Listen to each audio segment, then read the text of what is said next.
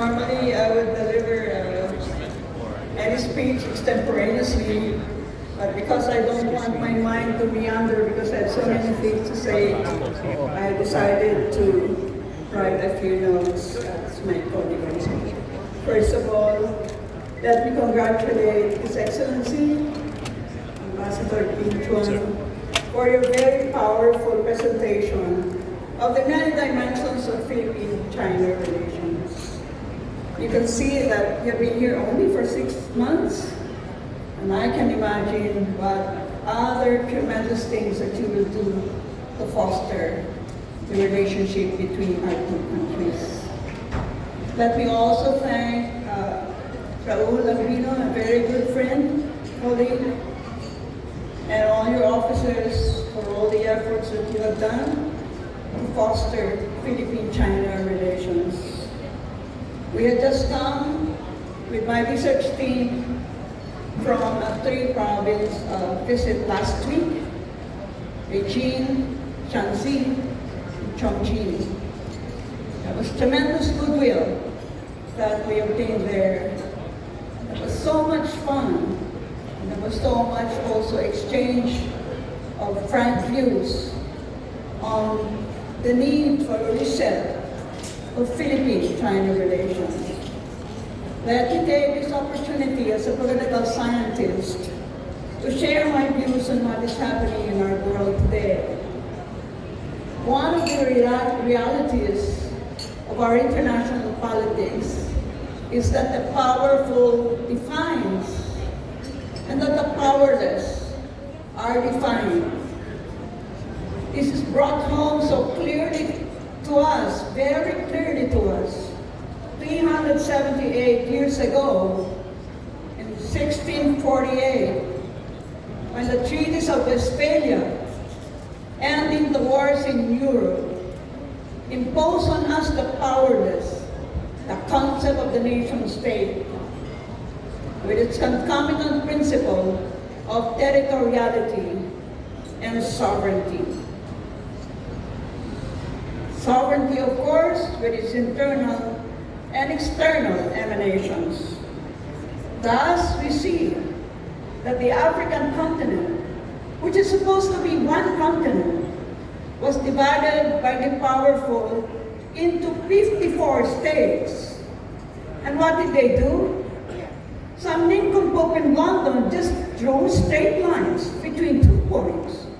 And he did not realize that he divided peoples, he divided rivers, and he divided mountains. I'm sure we know that up till this time, the African peoples are bearing all the tragedies of this colonization and the divides that the colonizers did in their one continent. Then we look at West Asia, Middle East to Great Britain. After the defeat of the Ottoman Empire, what did they do? They drew the map of West Asia. There was no Lebanon. There was no Kuwait. There was no Jordan. But Britain and France divided the region into 2. And I'm sure you know the Iran War and where the origins of all these wars in that region of the world. We do not need to belabor that point. Again, the artificial drawing of borders have separated peoples. They have separated landforms. They have separated mountains. But 378 years hence today, I think the world has radically changed. Former President Gloria Arroyo noted the meetings in China consecutively within days of each other. Trump first and Putin next. One does not need to study proxemics to see the many, many optics of these 2 visits. But this time is not the time for me to discuss those points. But the configuration of the world order has also changed. Right now, we don't need any hegemon. We don't need the United States to be the hegemon. We do not want any hegemon.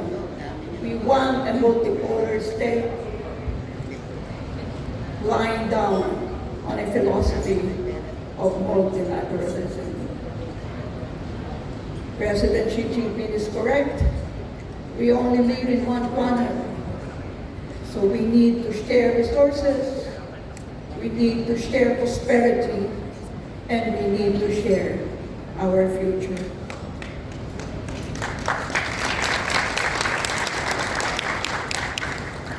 But we can only attain these goals if there is co-accountability and co-responsibility among us.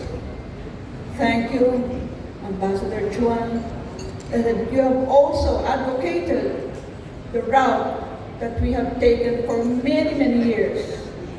People-to-people exchanges are the most dynamic aspects of our relationship. Our politics can come and go, our political leaders can come and go. It is the deep-seated trust, confidence, the friendship that will be engendered by these people-to-people exchanges that will be sustained.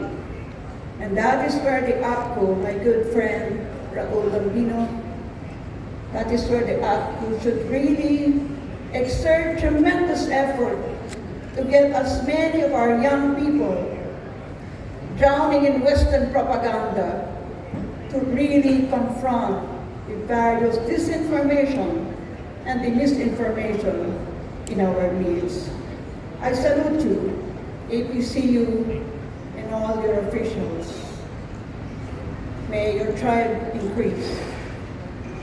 And so,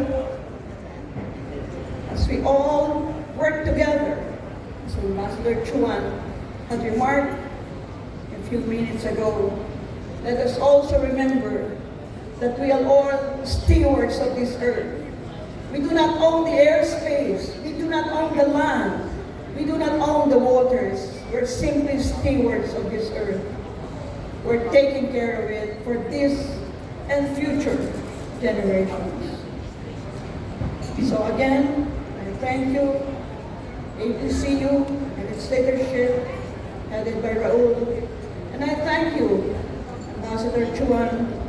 Please know that I, in the university, will continue to foster people-to-people exchanges because those are the ones that matter. Thank you. Thank you so much, Dr. Carlos, for that meaningful